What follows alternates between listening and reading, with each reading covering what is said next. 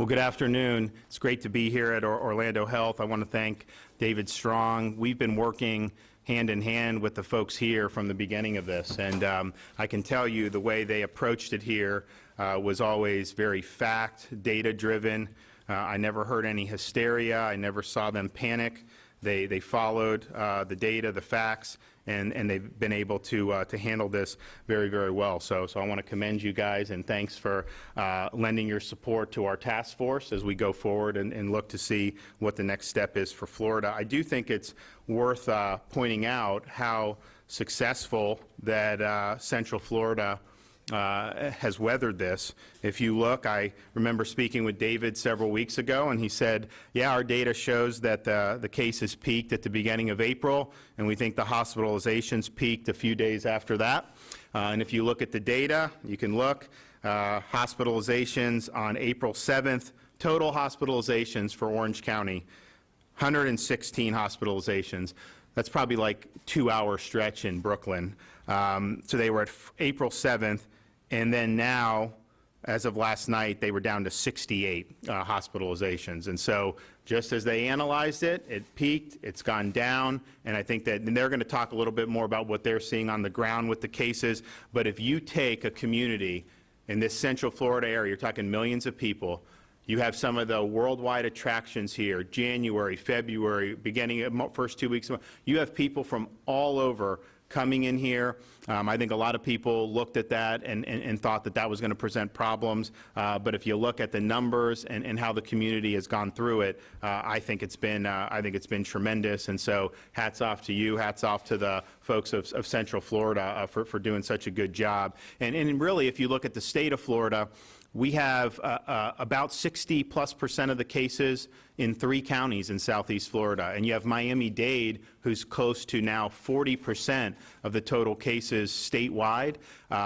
Southeast Florida represents about 29% of the population, but over 60% of the fatalities and hospitalizations. And so we have 16 million people in other parts of the state. And I think that the numbers, well, even in Miami and the Southeast Florida, compared to some of the other states, the per capita is still lower than elsewhere. But the rest of the state, Central Florida, if you look over in the Tampa Bay area, their numbers have been very low. That's a positive story to tell. And so they're going to be able to talk about some of the things that they did. I'm going to just give an overview on a couple things that we're going over, and then I'm going to turn it over to David and the doctors to talk about some of the things they're seeing, and then some of their insights about the way forward here for the state of Florida. So testing has been one of the most important things from the very beginning for the state's COVID-19 response. We're close to 340,000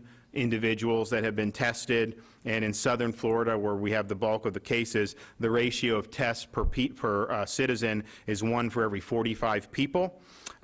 And as we're looking at the trends, if you look at what the White House put out for its guidance on kind of the next steps, they talk about looking for syndromatic symptoms and ILI. In Florida, that's been very low for the whole month. But then they also talk about how are the new cases looking, and then more importantly, what's the rate of positivity in the new cases. And the reason Dr. Birx has pointed this out, as you expand testing, you are going to find more cases, but if the percentage of people testing positive is declining, then that's a sense that the virus isn't replicating in ways that that would threaten the hospital system or some of the other things that we've been concerned about. So if you look in the state of Florida in terms of the testing, the most new Florida cases that we've had was on April 3rd.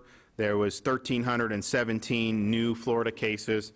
That day, the total number of tests that were received was 11,725. So that's a positivity rate that isn't New York level or Boston or some of these other places, but that's between 10 and 15%, right?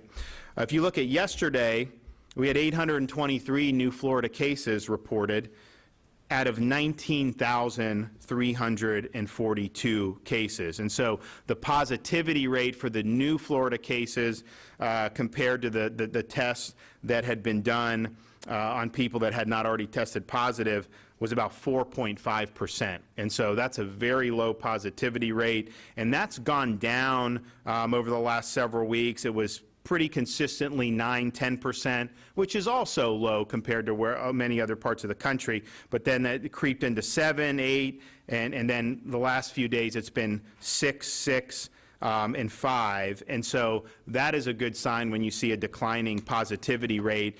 But we really believe in Florida that trying to expand testing as much as possible is something that's very, very important.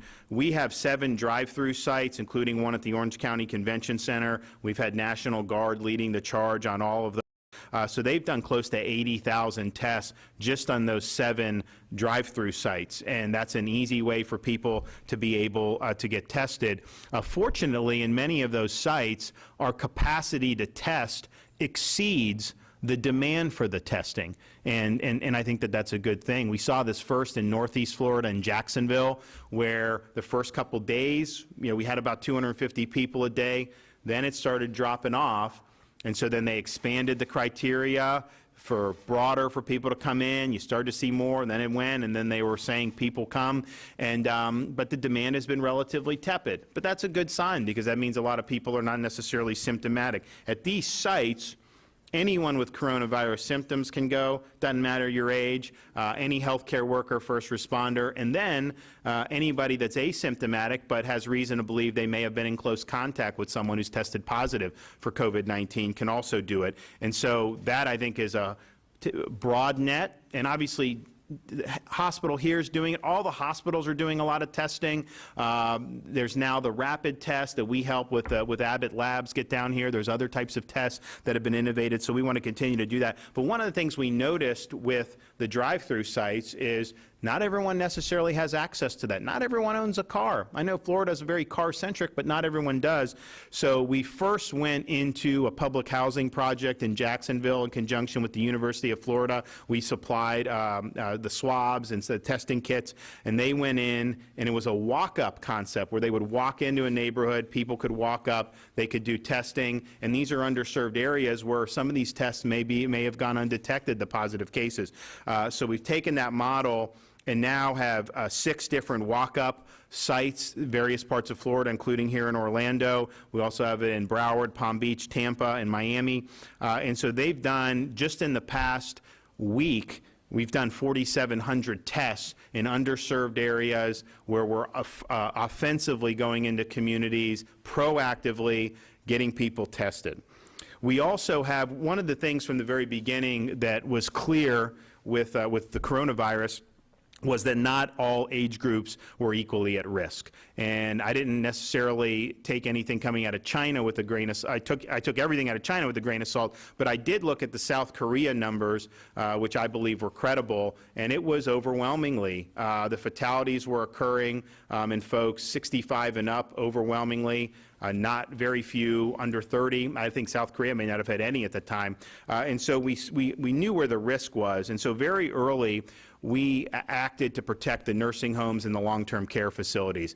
We required all staff to be screened for fever, for coronavirus symptoms, and if they had been in contact with anyone who had traveled internationally or been in a place where there had been community spread. We banned visitors from going in on the outside. We required the wearing of masks and other types of PPE, and and then what happens is, if there's an outbreak or there's an incident, we have these response teams with the Department of Health and ACA that will go in and try to contain the outbreak. And so they've been on sites. They've made thousands of visits to these types of facilities, which is very, very significant. But what we were finding was, and the results I think have been good. Florida's ground zero for the nursing home. I mean, we're God's waiting room. We have a huge number of facilities, a huge number of residents. But because of the proactivity that we did, if you look at Florida compared to other states, and you look at fatalities connected to long-term care facilities, New York, per 100,000 residents, if you put it apples to apples, New Jersey has 23 fatalities in nursing homes per 100,000, New York 18, Massachusetts 17.5, Connecticut 10.5, Louisiana 10, Pennsylvania 6.6. Florida has 1.2 fatalities per 100,000 in those long-term care facilities because there was clearly a risk there and there have been a lot of resources expended. But what we found was some of the cases in these facilities were because the facilities didn't follow the regulations. Workers who were sick were allowed access. They ended up spreading to staff and to residents, and you ended up having cases there.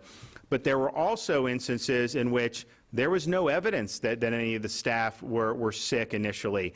And this is an asymptomatic spreader, let's say. They go in, and in Suwannee County, you had like 40 staff that got infected at a nursing home. So we tried to figure out, okay, you can screen, but if there's nothing to screen, then what are you going to do? So we've created, and they've been going at this now for several weeks, 50 National Guard strike teams, four-man teams. They affirmatively go into these facilities, particularly ones that we may feel are at risk, and they will test staff, they will test residents to try to see if there's an outbreak, and then if there is an outbreak, prevent it. We also have a lot of the hospitals that have worked with these facilities because it's obviously in the hospital's interest that you don't see a major outbreak because a lot of those folks would end up coming into the hospital.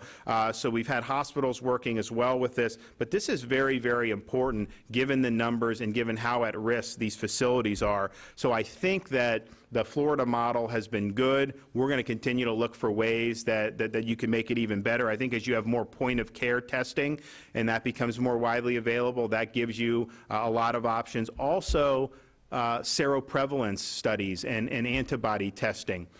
If you're working at a nursing home and you have the antibodies, well, you're definitely less risk to the residents. So that's very important to know.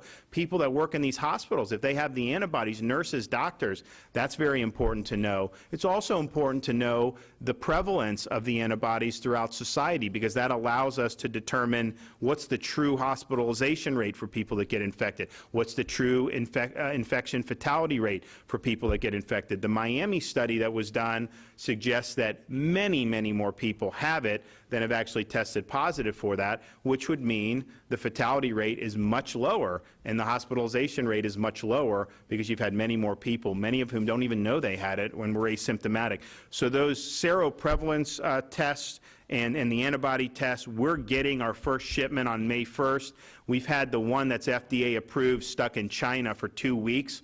They sent one shipment to New York. They haven't been able to get any more out of China. We'd like to get those in too. But some of the things we'll do, we'll use them in nursing homes. We'll help the hospitals with them. We'll try to figure out in different parts of Florida how widespread are these antibodies. Stanford did Santa Clara County, California, and they said it was 50 to 85 times more prevalent in the community, the antibodies, than the number of people that had actually tested positive. That's critical information to know as we move forward.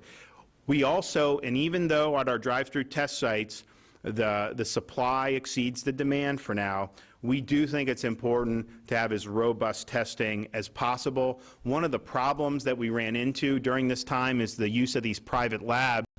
We were promised a 48-hour turnaround, but what would happen is, and look, a lot of this isn't even being sent from the state, doctors' offices, other places, but these places were overwhelmed. And so all of a sudden, sometimes we would get test results reported to the state. Some of them would be 7, 8, 9 days before. That makes it hard. If you're a business owner and you have somebody that has symptoms, they get tested, you got to wait 8 days before you know whether that person can go back to work. If you're in a hospital situation, now they have labs here, but people are going to need to know this quicker. So we have contracted with 2 of these high throughput labs. What happened was when this first started, the reimbursement from Medicare and Medicaid by the federal government and HHS was $50 a test. So there was a lot of lab capacity where it wasn't economical to bring that online for coronavirus testing. When they increased it to $100, that then made it economical. So you've expanded lab capacity probably in the last week or two as the President's task force has been really insistent on this. And so we now have 2 different labs that are under contract. they will be able to process 18,000 samples a day. And we hope on a 24-hour turnaround, but I tell people, knowing this business, probably 48, but still, that's a high volume, and hopefully you get relatively quick results. And so that's 18,000 above and beyond everything we're doing right now. But we also are going to, we have 3 state labs. And when the HHS did the test, they sent tests to all the state labs. We had capacity in Florida, and all 3 labs combined to do 900 samples a day. And when you're only testing 500 people a day, you know, maybe that was fine. But when you're testing 20,000 people, maybe we'll do even more soon, you're going to need more than that. So we have ordered additional PCR testing machines to arrive at the state labs on May 25th.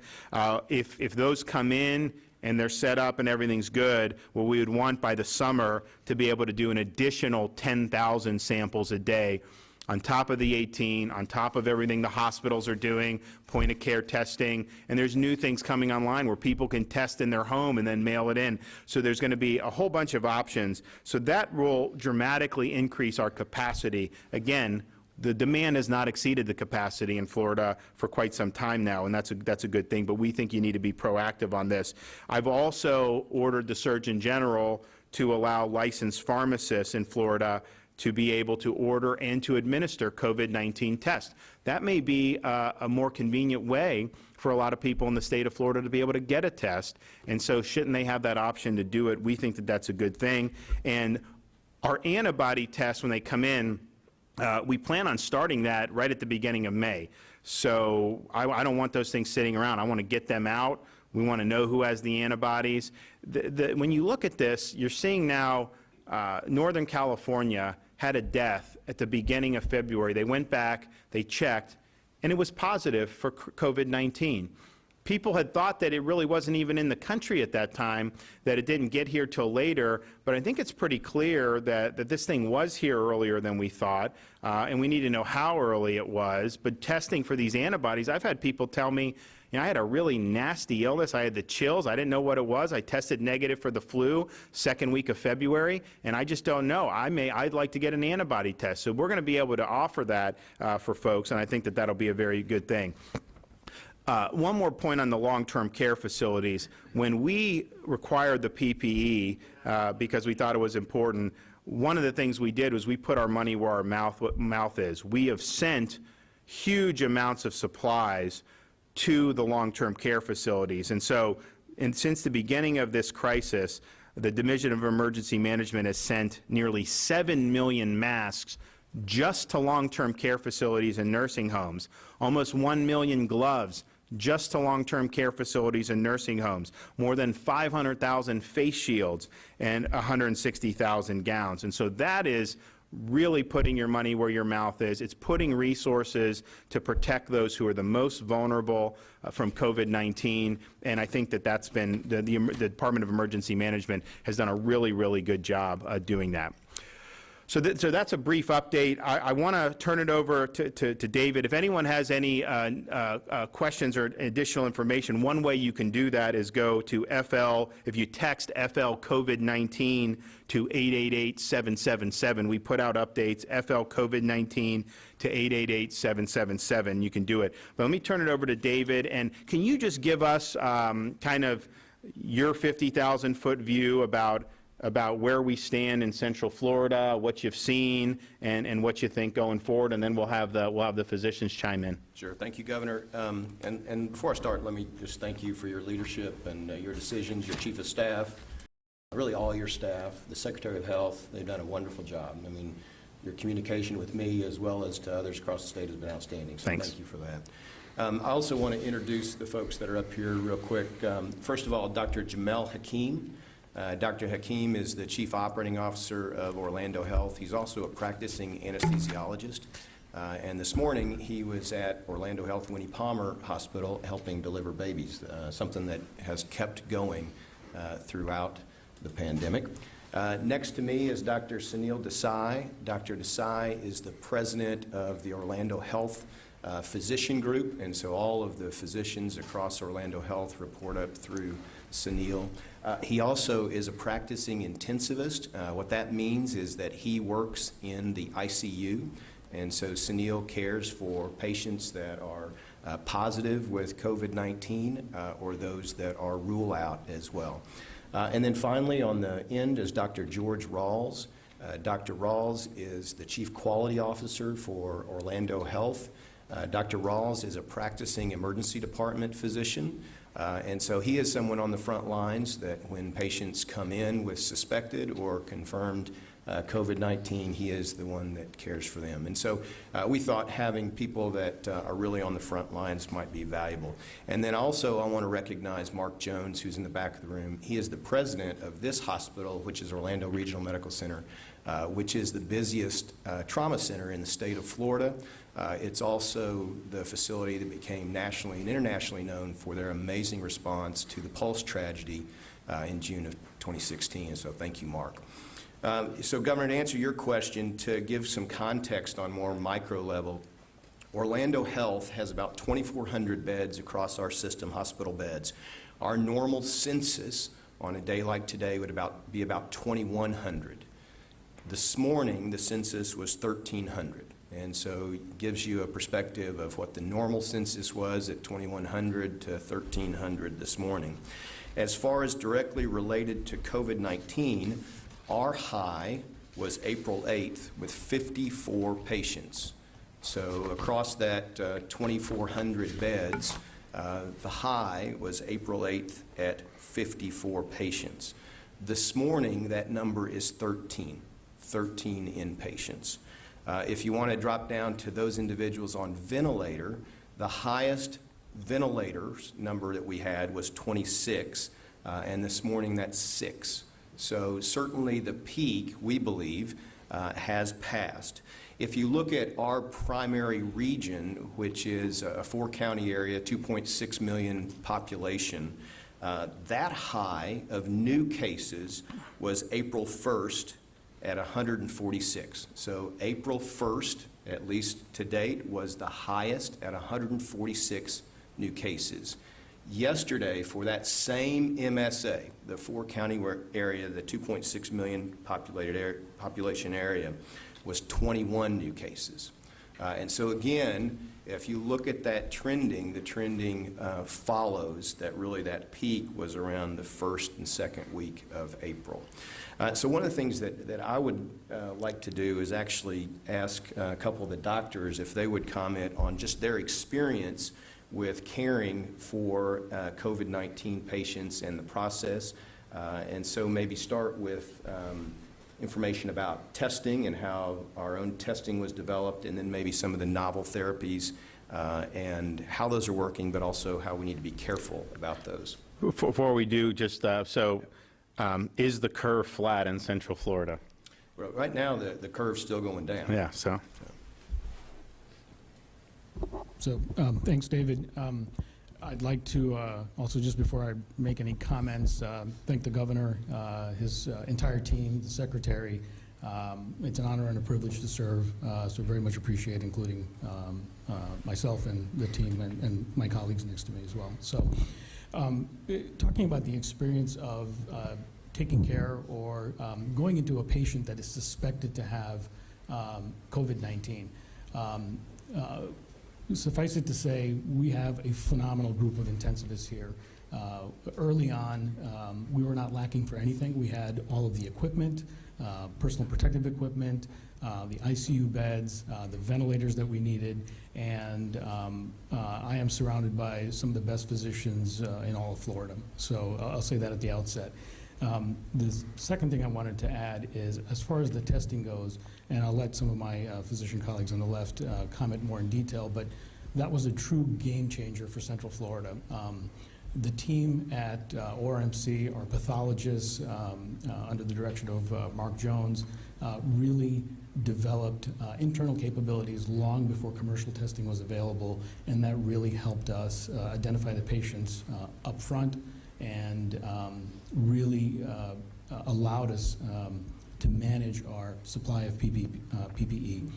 Realize that It's not the elective surgeries that chew up the PPEs. It is the fact that you're going into a room where these patients are isolated, 50, 60 times a day with the various team members, and you burn through the PPE. So knowing if someone's positive or not is extremely important for resource utilization. It doesn't really change management. Our management would be the same. So I'd make that. And I'll let others comment on the level or the amount of testing we had and how that was developed. I would like to add that the therapies that we utilized in treating the COVID patients that David just alluded to included conventional therapies, especially for those who are very sick. That includes being intubated, being on ventilators. Couple of things, it's gotten a lot of press, but the one edict, if you take anything away, is let the data drive the decision making at all facets. That includes whether it's epidemiological or if it's experimental therapies. There is no known cure or magic bullet for COVID-19. Having said that, there are small anecdotal reports of either chloroquine used with an antibiotic, for example. But again, unless it's in the purview of the individual physician and that patient making the decision, that physician or that physician's family making the decision, it's considered experimental. And as we now have seen, there are a fair amount of side effects with chloroquine, so we just have to be very judicious with what we use. I would also like to say this, very proud to be associated with Orlando Health. To my knowledge, I believe we're the first in the state to use convalescent plasma as well.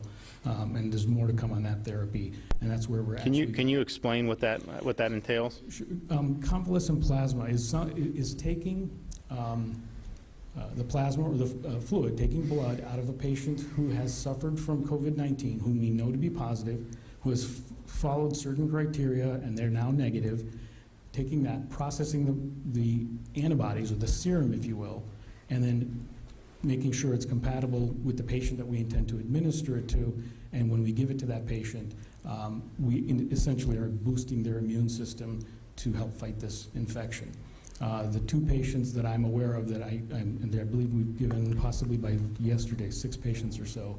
The 2 that I was, my colleagues that I have knowledge of did have dramatic improvement with convalescent plasma. So this is something that's, we've partnered with our blood banking partners and are going to continue to use this. This is going to be a huge game changer in our armamentarium to fight COVID-19. And we're just, the state, I've had the Department of Health working with OneBlood as they get blood donations, testing for antibodies, and then obviously making those available to healthcare providers. And if you are somebody that's recovered from COVID-19, people should know that, by you donating blood, medical professionals can actually use those antibodies, and it really seems encouraging about what's happening. One thing I wanted to add, we are, for every patient that we've tested positive, even if they've never made it, and we're fortunate enough, knock wood, not to be sick enough, but we have sent them a letter. We are asking them to donate plasma. So thanks for that update, Dr. Desai, and thank you, Governor, for allowing us this time in front of the communities to give some reassurance to the communities that it's safe and that this is ramping down and that all of the actions that you've asked us to take and that we've all taken to protect the communities are actually working. I am a little humored and I get heartened by hearing you talk about seroprevalence studies and antibody studies because I'm comfortable that our governor knows the science behind some of this stuff, and it makes me chuckle a little bit as a physician. If you only knew, I can tell you about NIH studies from the pandemic of 1918, 57, 68, but I think you need to do that because we're in a situation where a lot of this stuff has never been tried before, the way that the country has done it. Some of it has, but some of this other stuff hasn't. So, I feel like looking at historical experience, seeing things that may have worked or not, and then obviously really keeping up with this. I've had more discussions with the commissioner of the FDA in the last 6 weeks than I've done my whole life, and I was in Congress for 6 years. We are constantly, I'm talking to the major manufacturers, CEO of Abbott Labs, all these other places about all the newest technology technology coming in. All I can say is it's an interesting world, and you guys do it all very well. So thank you. I'm glad you're there. And Dr. Desai, I just received a text that we have given our 12th unit of plasma now. So 12 patients have received convalescent plasma since we started the program 2 weeks ago. And as David Strong mentioned, I was working over at Winnie Palmer Hospital, our Women and Babies Hospital, just before I walked over to the press conference, and that team over there hasn't stopped. There are some things we do in the health system that haven't had the benefit to slow down. And delivering babies, we deliver about 40 babies a day over there, and our neonatal ICU is still at capacity, and we're still running at full bore for the deliveries over there. We're still at a level 1 trauma center in the middle of all this. Our cancer center is still running at full speed. We still have to be an ICU for all of the critically ill patients that aren't COVID positive that would normally be in our health system. So, it's a challenge for health systems, and not just ours, to deal with this new thing that none of us have had before and still be there for the communities and do the things that we're supposed to be doing at the same time. So I'm pretty proud. I'm certain that the team members over at Winnie Palmer Hospital right now are so busy they're not even able to watch this press conference. So, but we've done a lot of great things to really prepare. We're very fortunate that we haven't had a surge here, but we are well prepared. We prepared, and we were given the gift of time to prepare, and we've drilled and we've practiced, and we're ready for volumes 20 times more than what we've actually received. And we're very thankful through a lot of behavior modification in the public that we haven't had to have that have that surge. We've done the universal masking that a lot of organizations have done. We've done the universal screening that a lot of the organizations have done. We have visitor limitations like everybody else. We have cohorting of patients in units, so patients who don't have COVID and are in the hospital for something else aren't exposed to those patients and aren't exposed to the team members who are caring for those patients who have COVID. So we've done all those things. We've instituted recently testing of pre-surgical patients for COVID-19. The great news is since last Wednesday, since we started this, no pre-surgical patients who were asymptomatic have actually tested positive for COVID-19. We also started a study at... How many people do you think that you tested?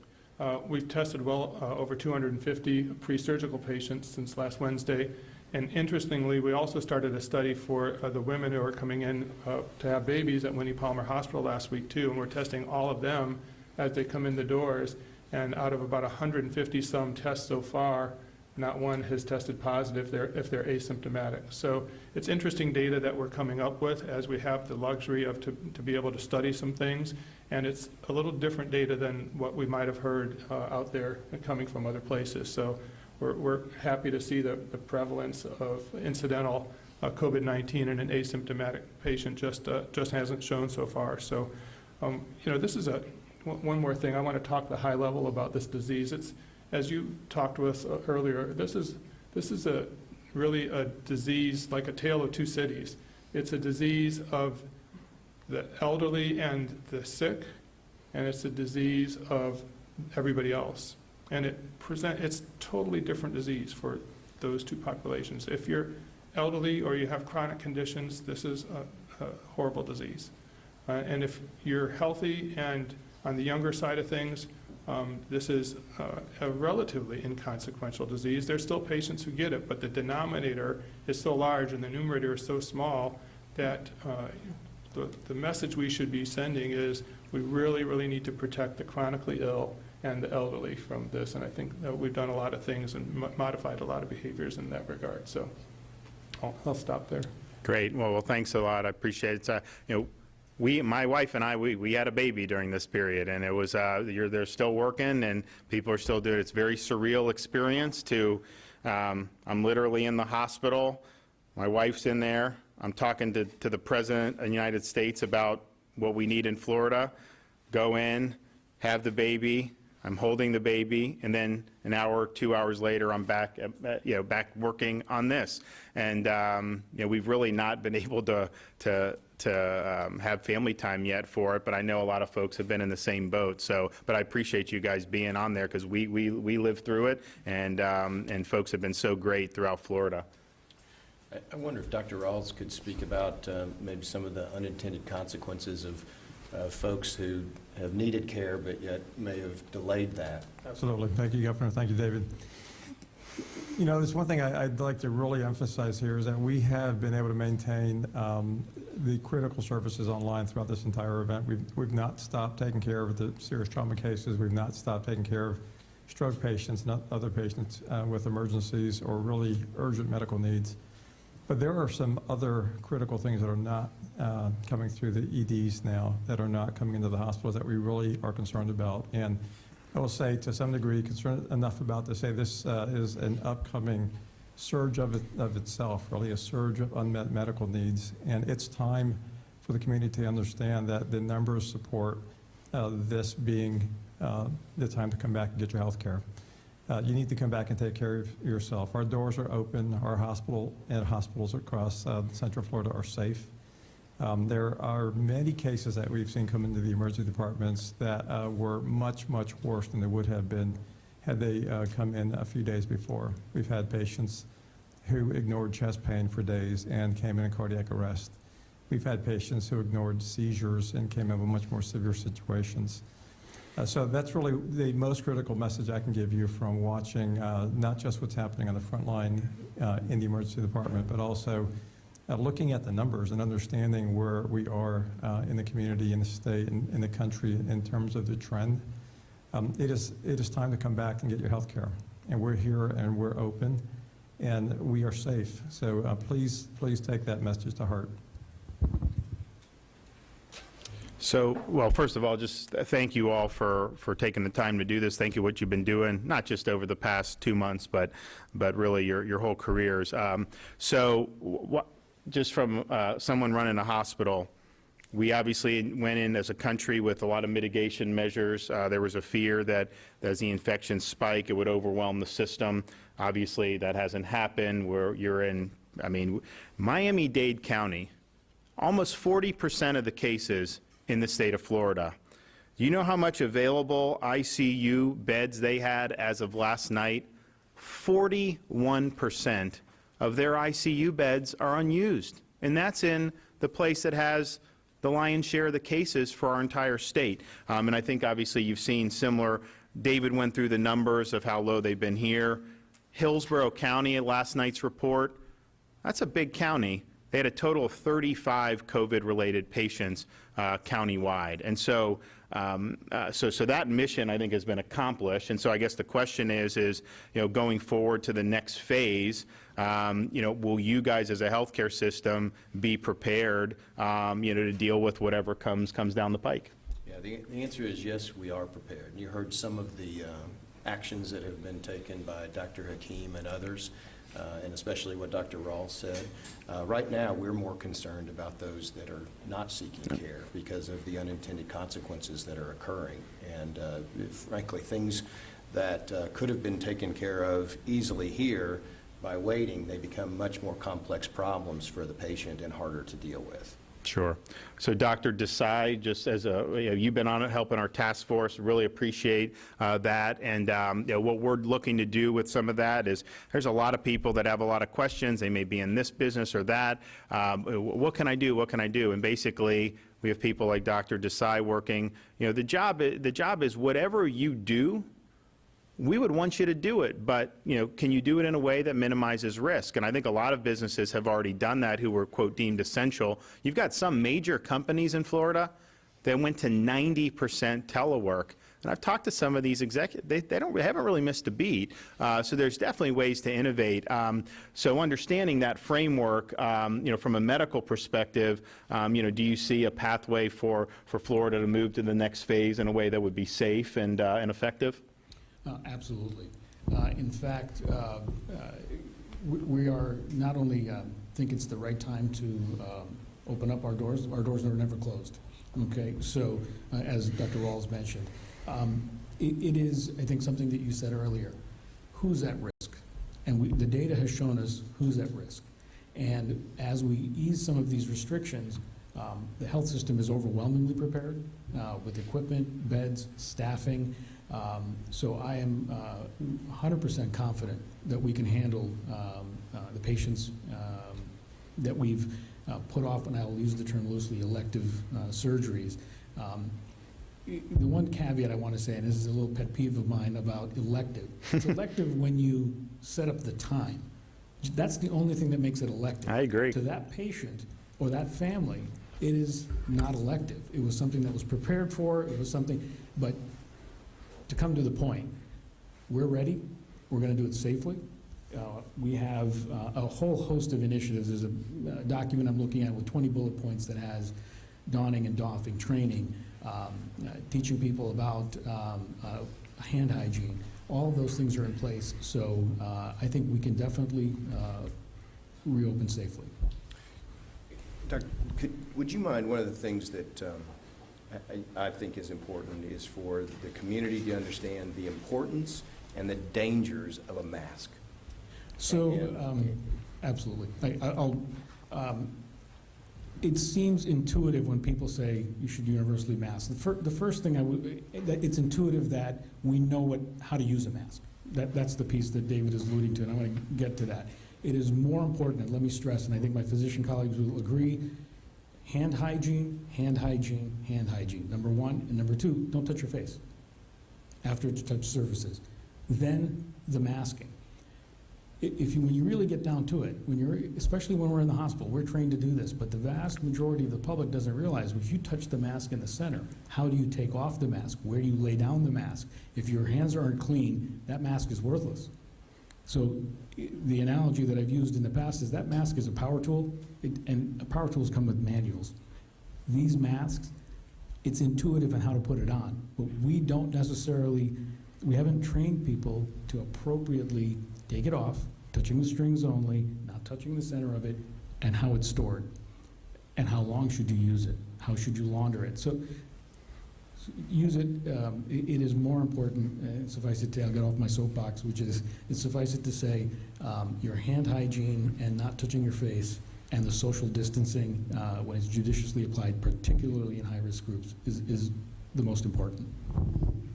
Can you talk, David, about how you guys are working with businesses in the community so that as more people get back to work, that they're doing that in a way that is reducing risk and that is as safe as possible? Yeah, thank you, Governor. So one of the things that Orlando Health has developed is a task force to work with businesses across Central Florida to help them get back to work as quickly as possible, but as safely as possible. And so there are so many questions that businesses have really across the country of how do I open up, how do I do that safely, should I mask my staff, should I not, what is important, what's not. And so Orlando Health has a team of people that works with businesses to help them look at their individual situation and then determine what is the right way, the best way to open incrementally, that is safe over time. And so that we believe that that's our responsibility. We believe that if this community, if we're going to come back the way we need to, the community is going to come back as well. So we're here to support the business. And that team that I referenced is led by one of our hospital presidents as well as one of our chief medical officers from one of the hospitals. Great.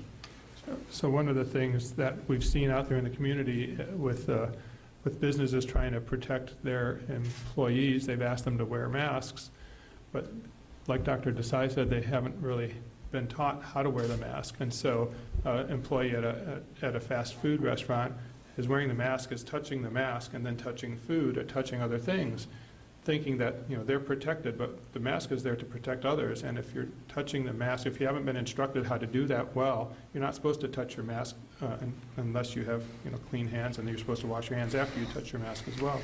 So we have an obligation as healthcare providers to make sure if the community is going to mask up, that we teach them what's safe and what's not safe in terms of how to mask up. Any closing thoughts or advice as we move forward? Are you agree that the peak's passed here, that we need to be obviously safe and methodical, but there's a safe way back to starting to get on a next chapter here? Absolutely agree, sir. I just add one other thing. I think it's also encouraging to see the responsibility that we've seen in the general public and the community. Everybody's doing the right thing. I see that myself in my personal life. I see it at work. I think the messages have gotten across, and there's no doubt in my mind that as we move forward back towards our normal life, that the right type of behaviors and decisions are going to be made by the community. Great. Any other final parting shots? All right, well, we really appreciate what you guys have been doing here. Really thank the Central Florida community for their great work, and we appreciate all the people throughout Florida, but particularly Central Florida, who've been helping advise us on our task force. So with that, I'm happy to take some questions. Governor, two questions about unemployment.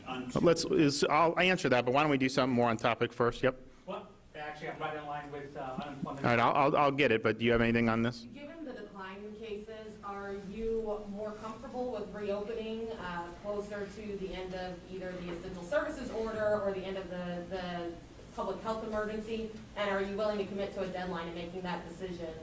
So we're going to do everything in a very smart, methodical, safe way. I'm less concerned about a specific date than I am about getting it right. We have all kind of great stuff that have been done on this task force. I'm going to go back to Tallahassee. I'm going to pour through more of it, and then we're going to look. And then we are going to be very much looking at this White House roadmap as you look at the different phases. And I think the way to think about it is, if you go back to the middle of March and you look at, see how how fearful a lot of people were. There was really a hysteria in the country about this, and it was a novel thing. People didn't necessarily know, and so a lot of people were really fearful. I would say more so than after 9/11, more so than after the financial crisis. And so as we've now kind of come in Central Florida on the other side of it, look, it's not easy. There have been people that have been infected and gotten sick. There have been people in the hospital. Unfortunately, there have been people that have passed away. Not nearly as many here as I think a lot of people predicted, but that's just the reality. So I think the thing is, as you go forward, are you doing that in a way that's safe, smart, a step-by-step, phased approach? It's not turning on a light switch and all of a sudden we're back to February 1st. It's just not the way it's going to work, because some of this is about what we're doing, obviously in conjunction with people that know health. We're obviously consulting with people who are involved in the economy, but it's also about confidence. I mean, people need to have confidence that we're going in a good direction. And I'm glad that they were able to talk about what's happened in Central Florida, because if you go back 6 weeks, the people saying that Florida was going to be another New York or another Italy and all that, those have all been proven to be false. Florida's performed better than anyone predicted. This has not been easy. There's been taken a lot of effort, but I think people should be comforted in knowing that all these predictions of hundreds of thousands of people hospitalized were not accurate, and that's just not been the case. So that's a good thing, and I think people can be comforted by that all the stuff we heard, just really hasn't come to pass the way they was put out. Governor, can you explain, Jerry asking CBS Orlando here in 6, can you explain the process of what reopening will look like, the new norm? And you don't have an estimation on when that will happen? Well, we're going to make an announcement pretty soon, obviously. I mean, because we're coming up at the end of the month, and we're going to do it. But I think you look at kind of the guidelines the White House has put out. I think that that's a pretty good roadmap. And I think we just want to make sure that we're doing it in a way that's smart and that factors in folks who are advising us, like Dr. Desai from a medical perspective, David Strong from a hospital perspective, and then doing it in a very judicious way. But as I've said many times, I'd rather do it smartly and safely and methodically than do, and part of it too, with the confidence is, even if you could flip the switch, if people don't have confidence, then the economy's not going to just take off. That's just not the way it works, and so I think we all understand that. Governor, when you started, you said that statewide we tested about 340,000 people. Are retests included in that number?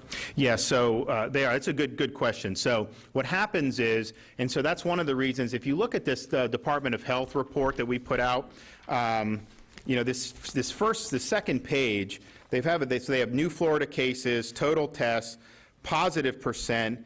But what I had them do is say, okay, when people get tested positive, they're in isolation for 14 days. In order to go back to work here at this hospital, you need 2 negative tests. And so those are included in the total number of tests there. So what we've done is we have taken the new positives, divided by the new test takers, people that have not tested positive previously, and that's how we're getting the percentages at the bottom. So yes, it does include that, because what happens is you'll have healthcare workers. Some of them don't ever test positive, but some have been tested multiple times because they may have had an exposure. So it's not unique individuals, it's total tests. When we now do that percentage at the bottom of the page to see what's the percentage of new positives, that is only the people that have never tested positive before, because that really is the best way to identify a trend of how it's spreading or not spreading to the community. If you have a situation where you have somebody that's in isolation and they test positive 3 more times on day 14, 15, 16, that's not really telling us that the disease is spreading, because we already knew this person had it. So that's why that bottom portion was done. But Governor, that number is not listed, the number of retests is not listed on the state's dashboard. Well, so the way it would work is, the way you'd have to do it is, no, it's not misleading, because it's not misleading because what you understand, the labs report, they dump the results to the Department of Health. So what Department of Health does is they put it on the dashboard immediately so that people have the information. If they had to parse out of 20,000 test results that get dumped in their lap, who had tested previously, it would take them probably 48 hours to be able to put the results up. So the results are put up immediately so that people have access. On the second page, if you look, it says, it explains how some people are retesting, and so it does that. But that's just the way it is. If LabCorp sends in 5,000 test results, LabCorp does not distinguish between someone who's never had a test or someone who tested positive and then tested negative twice. It's just not the way it's done. So we feel getting the information out, explaining how it's done on the second page probably makes the most sense. If the public sees 340,000 on the dashboard, it would appear that that's 340,000 people. Well, no, it says number of tests. I mean, that's what if you look on there, it says total tested, 345. And actually, you know what we can do is, I'm going to see if they can parse it a little bit more, but that's one of the things. If you look at the percentage positive, if you include all the tests, it's actually it's higher than if you only have the fresh test. So I want just the fresh test. I think that's better. All right, we'll do unemployment. If I can ask about unemployment. Sure. Thousands of Florida families have already gone more than a month without benefits because they filed in March and their applications are not being processed, while families who applied in April are getting benefits. So why is DEO not proactively? I don't think that, yeah, so let me, so here's what we've done as of Friday night. There's now been 267,000 payments, or over 267,000 payments that have been sent out. So that's money in the bank, either check in the mail, direct deposit, debit card, done. And just to put that into context, we only had about 300 and some thousand all of last year. So this was a system that was not designed for this. We've done a lot of engineering work, still doing more work on it to be able to do it. So that is being done. It's also important for people to understand that normally, if you were unemployed, you would have to wait. You'd have to look for jobs. You'd have to do all that. We waived all of that. So in a typical thing, even if there was no problems with the system, you're looking at least 4 weeks. And so we're trying to streamline it. I've cleared as many hurdles as I legally am allowed to do. Made huge changes to this. Look, this thing that was done, I mean, this was before I was governor, but they spent $77 million on something that is really a flawed product. And so it's required a lot of 24/7 technical work to be able to get. So this weekend, they're working hard to process things that have been held up. And I hope to have a fresh announcement on Monday about what it was. I will say this, though, just so people understand. The number of applications that are submitted that DEO posts on the website, not all of those folks have qualified for unemployment, because you obviously had to have been working and then lost your job. And so they're going to start making clear some of the folks didn't make it through that process. There is some other federal money that's available. They will be directed for that. So as you start to see more of the claims paid, which you're going to see more of, and hope to have a good report on Monday, and then just factor out that some of the people that applied just weren't working or don't meet the criteria. So that's what it is. Another issue that they had run into is this stuff is not just like the state does it. Like the state has to check against federal Social Security, interstate wages, and those require running through a federal database. And so Social Security was running at, I think, like 1,000 a day to verify the Social Security numbers. Well, obviously, that would take till August to process these. So we've worked proactively to be able to troubleshoot that component as well, and so that's why they've gotten to the 267. We have a lot in the hopper, and my hope is that I'll be able to do kind of a nice rundown of everything on Monday about the progress that's been made this weekend. But people should know it's been the administration's #1 non-health priority for several weeks with this rebuild of the system. You have a very clunky system that has actually been re-engineered. If I would have just said, let's build a new one, it would have taken 6 months. So we had to work with what's there, had to make some serious architectural changes, and that's basically been going on 24/7. And not only that, I got 2,200 state employees from other agencies who don't do anything with unemployment, and we've entered them into, drafted them into helping process the unemployment. So we have had folks process over 100,000. So that's the initial, maybe a paper application, they put it in, and then it gets ready to be run through. But that has saved a huge amount of time to be able to do that. And we're going to continue to update the dashboard with that. We also have a requirement that people every 2 weeks recertify that they're still looking for a job, and we were able to waive that because that is another roadblock. And we've also waived continuing to search for job requirement because we understand it's a difficult situation. There's not exactly major amount of jobs available. So there have been huge roadblocks cleared. The system is performing better. It's not 100% where we need it to be. But I think this weekend we'll have some more good news. I'm hoping to be able to announce some stuff on Monday.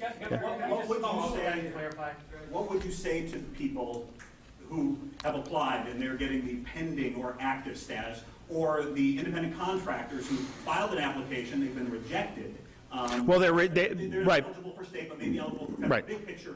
What would you say to these folks who are scared, they can't pay their bills, and they just want some daily reassurances from the state, and they're worried that they're going to fall through the cracks? Well, so yeah, they can be reassured that there's never been more manpower devoted to a single economic problem, certainly since I've been governor, but I'll bet you in the state's history, than what's being done right here. To take 2,200 employees from other agencies, get all hands on deck, to be doing major architectural changes to a really bad system. I mean, this system would normally process 1,000 claims in a day. That'd be like a good day for them. So now you have a crush where you're having hundreds of thousands of people apply, and so this has been done 24/7. We have people working on it. I don't think we've probably ever had an agency work as hard on a single problem in terms of man hours that people are putting in. Now, I had to make a change at the leadership, so I have Jonathan Satter, Secretary DMS,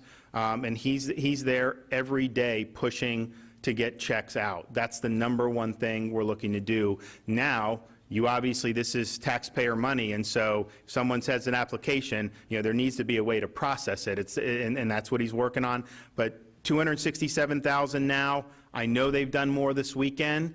We are going to have a good report, hopefully, on Monday to be able to do it. But just people should understand that this has been a tsunami that this system was not built for. And look, this system is a bad system, and it was overpriced. And I don't know why they paid that much money for it. But I would also say, even if you built a perfect system, 6 months ago, no one would sit down and say, well, you should maybe plan on the economy just voluntarily ceasing.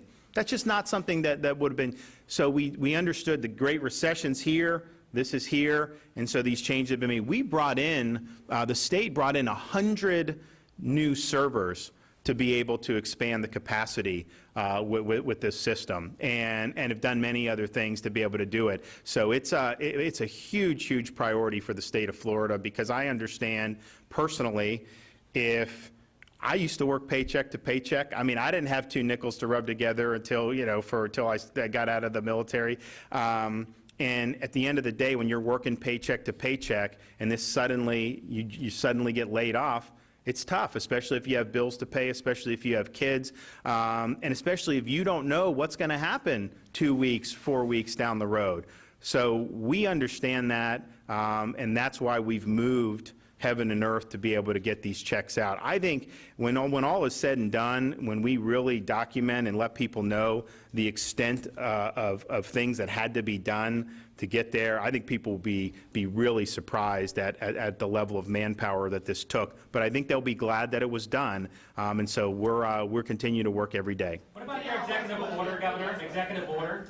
Governor, you had a press conference last week. Why don't you go right here? Yeah, so 2 questions. One, on the federal disbursement, are you expecting to have more data on how many people who have gotten their state benefits and have actually gotten payments are getting those federal funds too, and how are you getting those out? And to the doctors, or maybe to yourself, are you expecting that there will be some restrictions for employers when we do reopen about testing potentially sick employees, temperature, no contact temperature testing, things like that? And would those even help?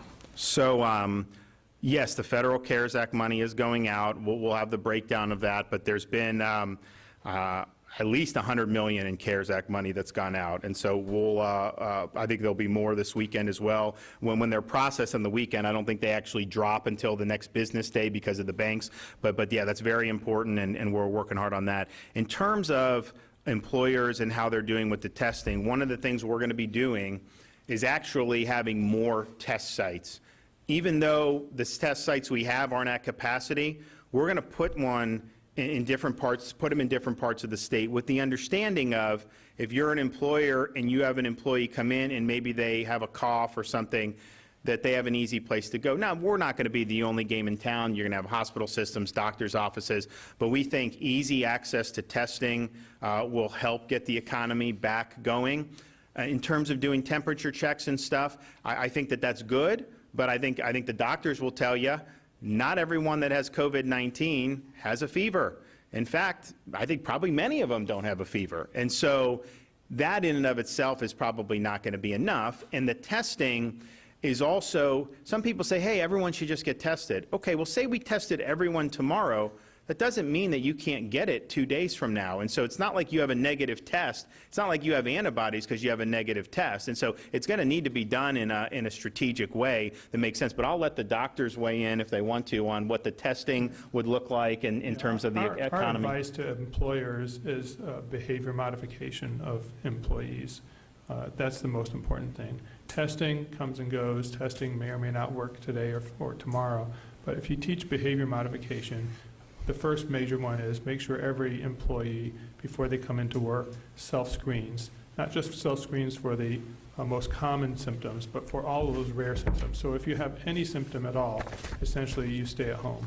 That single behavior will save a huge amount of transmission in the community.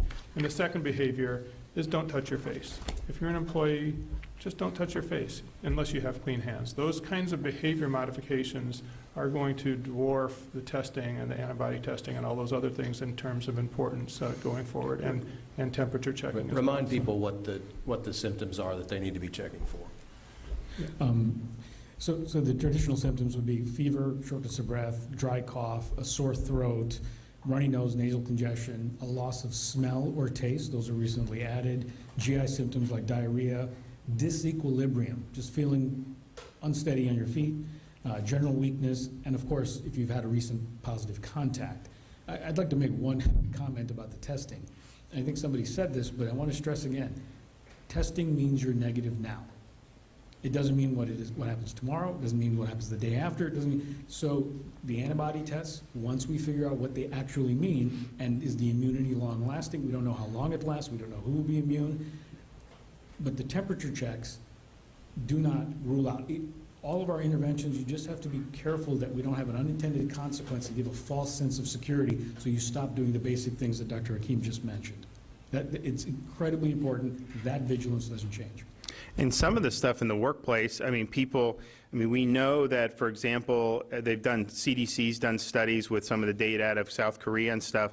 If you're in a enclosed environment, in close contact, repeated, particularly over a number of a certain amount of time, you're just going to be more at risk for being infected if somebody else is infected that you're working with. There was a call center, I think in South Korea, where they had a bunch of people, but the people on the other floors didn't really get it. But almost everyone on this one floor, because they were in the same room together, they were in cubicles over and over repeated, a lot of them got infected. And so you were able to do your workplace in a way where you're trying to minimize those close, repeated, sustained interactions. And when you're doing that, they have found success at reducing the number of infections. And so those are just things that we've kind of seen over and over again. I mean, you look at different parts of the country and some of the interactions, and you can see why they had greater outbreaks. And so these are going to be things, just the fact that people are conscious of this is going to make a huge difference. And just they now understand where the behavior is more risky and where the behavior is going to be safer. So I gotta head back to Tallahassee because I've got to go. Excuse me. I've got to go back to Tallahassee. We're working on our task force. I hope to have some good announcements with the additional unemployment, some of the other stuff that we're thinking about the road ahead. But I do want to thank Orlando Health for all that they've done during this very trying period of time, and all that they're going to be doing as Central Florida gets back on its feet. So thank you, guys. Yep.